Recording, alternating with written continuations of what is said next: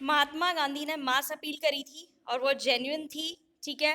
Politics के अंदर उन्होंने इंडियन पॉलिटिक्स को लेकर के उन्होंने अपील की थी। और तब तक कांग्रेस जो है उन्होंने अपने कई सारे हिस्सों में इंडिया के अपनी ब्रांचेस नई इस्टेब्लिश कर ली थी। और ये प्रॉपर जो काम कर रहे थे नेशनलिज्म को लेकर के, बहुत ही केयरफुल तरीके से कर रहे थे। एक सीरीज जो है वो शुरू करी थी इन्होंने, प्रजा मंडल्स, वो स्टैब्लिश करी थी प्रमोट करने के लिए एक नेशनलिस्ट क्रीड, यानी कि देशभक्ति वाली चीज़ को प्रमोट करने के लिए इन्होंने ये चीज़ की थी। और वहाँ पर ये बेसिकली उन जगहों पे की गई थी जहाँ पे जो प्रिंसली स्टेट्स थे, यानी राजा के अंडर जो स्टेट्स थे उन जगहों पे ये की गई थी, ठीक है। गांधी जी ने एनकरेज करा कि भाई आप जो मैसेज वहाँ पर दे रहे हैं वो उनकी मदर टंग में दीजिए, जो कि हमारे देश की मदर टंग है, यूजुअली हिंदी जो बोली जाती है उसमें वहाँ पे दीजिए, या जो भी पर्टिकुलर किसी रीजनल एरिया पे वो है तो उस वहाँ की जो मदर टंग है उस हिसाब से बोलिए, लोकल लैंग्वेज के अंदर दीजिए, जिससे ज़्यादा से ज़्यादा लोगों को ये बात समझ में आए कि हम क्या करना चाह रहे हैं आगे देश के लिए, ठीक है।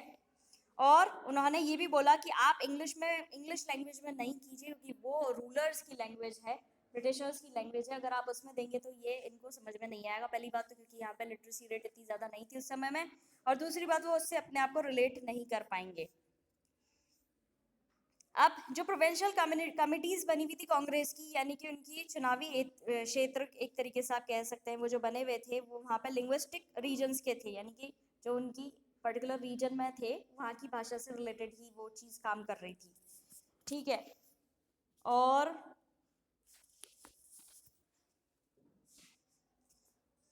हाँ, यहाँ पे इन्होंने एक चीज़ और उठाई थी कि आप अनटचेबल वाली चीज़ जो है उसको ना करें प्रमोट, और ज़्यादा से ज़्यादा उन लोगों को अपने साथ में लेके चलें जिनके साथ में आपने पहले उनको टचेबिलिटी अनटचेबिलिटी के नाम पर ऑपरेस करा है। अब इसको लाइन टू लाइन पढ़ेंगे। While Mahatma Gandhi's mass appeal was undoubtedly genuine, and in the context of the Indian politics without precedent, it must also be stressed that his success in broadening the basis of nationalism was based on the careful organization. यहाँ पे यही चीज़ बोली जाती है कि महात्मा गांधी ने mass appeal करी थी और अनडाउटेडली वो जेन्युइन अपील करी थी उन लोगों ने, और पहले की जो चीज़ें हुई हैं उसको ना देखते हुए यहाँ पे ज़्यादा जोर दिया जा रहा था कि इनको सक्सेस मिल सके, और वो भी केयरफुल ऑर्गेनाइजेशन, यानी प्रॉपरली ऑर्गेनाइज करा करके चीज़ों को ये आगे काम करवा सके। New branches of the Congress were set up in the various parts of India. A series of Praja Mandals were established to promote the nationalist creed in the princely state. अब यहाँ पे काफ़ी सारे प्रजा मंडल्स जो है वो स्टैब्लिश किए गए थे। कांग्रेस की नई ब्रांचेस जो है अलग अलग हिस्सों में इंडिया के स्टैब्लिश कर दी गई थी, और बेसिकली जो प्रजा मंडल्स लगाए जा रहे थे ये प्रिंसली स्टेट्स के अंदर ही लगाए जा रहे थे। Gandhi ji encourage the communication of the nationalist message in the mother tongue rather than in the language of the rulers English। और उन्होंने गांधी जी ने अपील करी थी कि भाई जो आप बातचीत कर रहे हैं, जो वार्तालाप कर रहे हैं, कम्युनिकेशन कर रहे हैं लोगों से, वो उनकी मदर टंग में करिए, ना कि इंग्लिश लैंग्वेज में, क्योंकि वो जो है रूलर्स की लैंग्वेज है।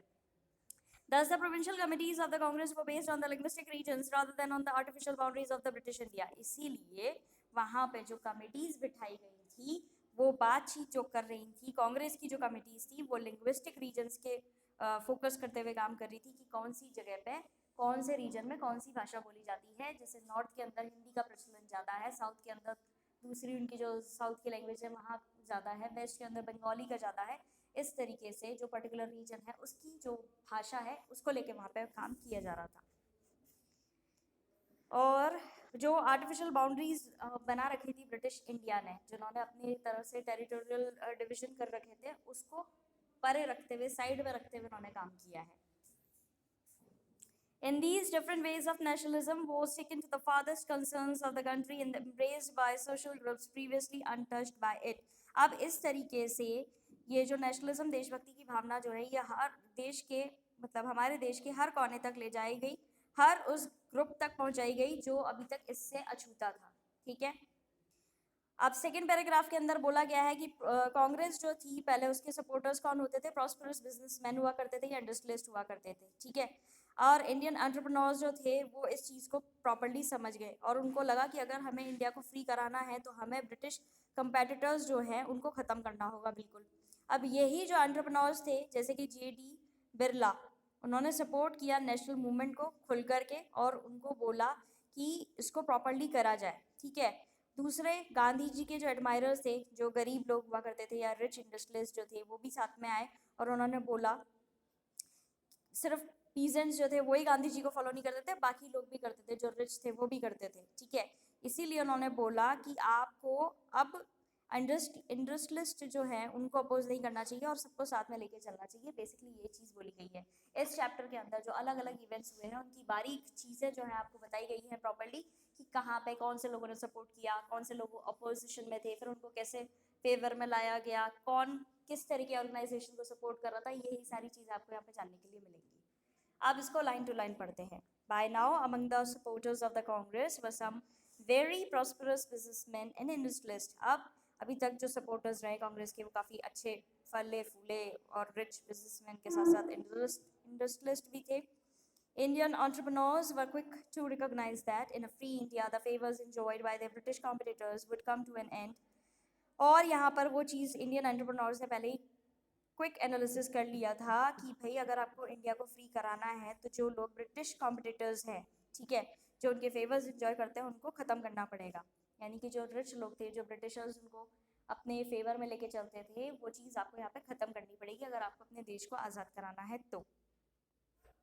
समझ में आया किसी को कोई दिक्कत? Some of these entrepreneurs, such as J.D. Birla, supported the national movement openly. Others did so tactically. अब यहाँ पर कुछ एंटरप्रेन्योर्स थे जैसे कि जेडी बिरला, उन्होंने तो नेशनल मूवमेंट को खुल के किया, और जो दूसरे थे उन्होंने टैक्टिकली यानी कि अपनी एक तरीके से अलग टैक्टिक्स को अलाउ करते हुए अपनी अलग तरीके से उन्होंने इस चीज़ को सपोर्ट किया, खुल करके सपोर्ट नहीं किया। Thus, among the Gandhiji's admirers were both poor peasants and rich industrialists. इसीलिए गांधी जी के जो admirers की लिस्ट थी उसके अंदर गरीब किसान भी थे और इंडस्ट्रियलिस्ट भी थे, ठीक है, रिच एंटरप्रेन्योर्स भी थे।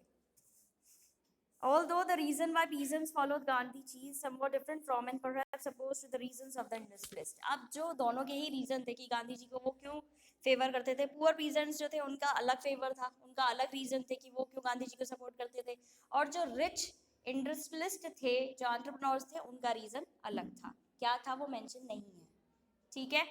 किसी को कोई दिक्कत इस पैराग्राफ में? Okay. While Mahatma Gandhi's own role was vital, the growth of what we might call Gandhian nationalism also depended to a very substantial extent on his followers. अब यहाँ पे महात्मा गांधी का जो खुद का रोल था वो काफ़ी important था, और जो गांधीयन नेशनलिज्म जो चीज़ निकली है उसको हम ये बोलते हैं जो उनका रोल था, और वो उनके फॉलोअर्स पर भी डिपेंड करता था। Between 1917 and 1922, a group of highly talented Indians attached themselves to Gandhi ji.